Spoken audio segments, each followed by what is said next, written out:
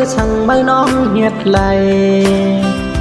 อันเมื่อยามนั้นน้องหลับพักใจก็เลวถึงยามในเมื่อจังใจกว่าเปียดเย้าลูก็เพื่อช่างสู่น้องเฮ็ดเจอนายอำลับก็ใจพี่ตื่นหูไว้อยู่ก็เปิดใจเขาเขียนไว้สิคนกอดผ่านแต่เมื่อนั้นด้วยหันถึงเงินคำโกยลูตาปีหักกันเข้ายามกว่าเมื่อนานอันหันต่างยาวก็เปิดมาน้องจังยานช่างว่าไม่เชื่อที่เก็บกดวางทางฝันกลับใจพี่ทำในมีเงินข้ามลูกตาชูยิ้มเสียมีตังหาแจกอันถึงเงินก้อยผู้หญิงเราเจิงชูอยากเรียนคนใจเยาเสือขึ้นไปเมื่อยานเป็นตังยามผู้หญิงเดินยาว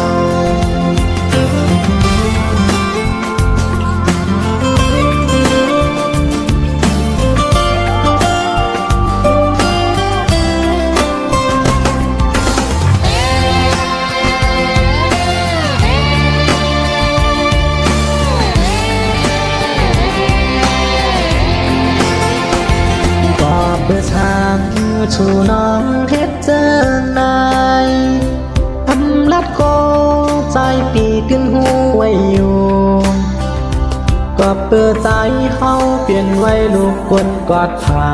นเจอมานั้นตัวหันถึงเงินคำกุยลูก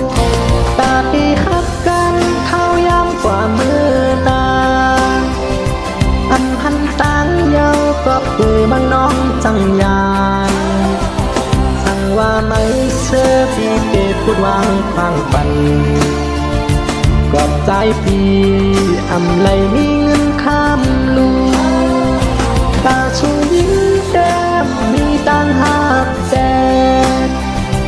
อันถึงเงินก้อยผู้ยิ่งเล่าเจิงสูอยากเรียนกลใจเยาเสือขึ้นไปเมื่อยานเป็นต่างยามผู้ยิ่งหันถึงยาวตาปีหักกันเข้ายามกว่าเมื่อนานทำพันต่างยาวก็เปิดมาน้องจังยามช่างว่าไม่เชื่อพี่เก็บปวดวางผ่านปัน